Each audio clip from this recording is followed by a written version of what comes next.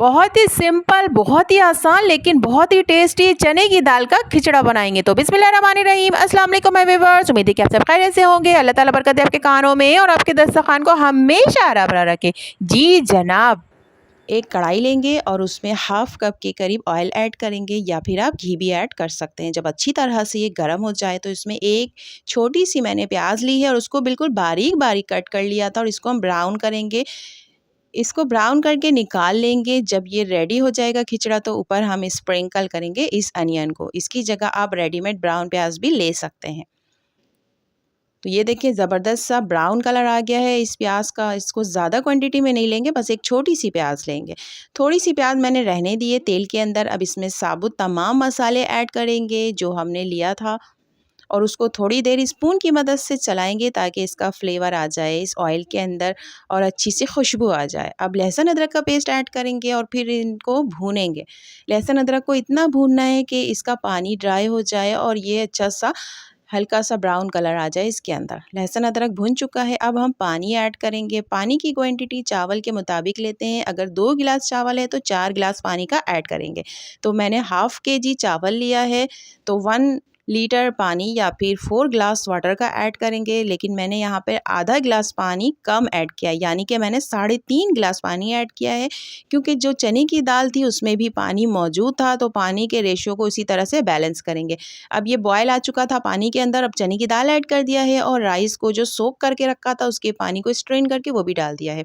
जब हम पानी के अंदर चावल को ऐड करेंगे तो ये देखें बीच में पहाड़ की तरह बना हुआ होना चाहिए। तो इसका मतलब है पानी की क्वांटिटी आपकी सही है। या फिर अगर इस तरह से आपको समझ में नहीं आता है तो आप चावलों को मिक्स कर लें पानी के अंदर और वो 1 इंच का गैप होना चाहिए। चावल से ऊपर पानी 1 इंच तक होना चाहिए। ये देखिए मैं स्पून की मदद से भी आपको हटाकर दिखा रही हूँ। अगर इस रेशियो में पानी आपके पास मौजूद है तो इसका मतलब है आपने बिल्कुल सही क्वांटिटी में पानी ऐड किया है। 1 टेबल स्पून नमक का भी ऐड कर देंगे। नमक की क्वांटिटी भी चावल के मुताबिक लेते हैं। अगर 2 गिलास चावल है तो 2 टीस्पून नमक का ऐड करेंगे या फिर 1 टेबल स्पून का ऐड करेंगे। चावलों को अच्छी तरह से बॉयल आने दें। इतना बॉयल आने दें कि ये पानी इसके अंदर जो हमने ऐड किया था वो हाफ गिलास के करीब रह जाए। तेज़ आंच पर ही अभी हमें इसे बॉयल करना है। जब चावल बॉयल हो जाए और ये देखें हाफ गिलास के करीब इसमें पानी रह गया है। मैं आपको स्पून की मदद से भी ये उठाकर चावल दिखा रही हूँ, करीब से भी मैंने दिखा दिया। ये देखिए इस तरह से पानी बस हल्का फुल्का सा रह जाए, तकरीबन आधा गिलास के करीब। तो फिर हम इसको दम पर लगाएंगे। चावलों को कवर करके हल्की आंच पर दम पर रख दें।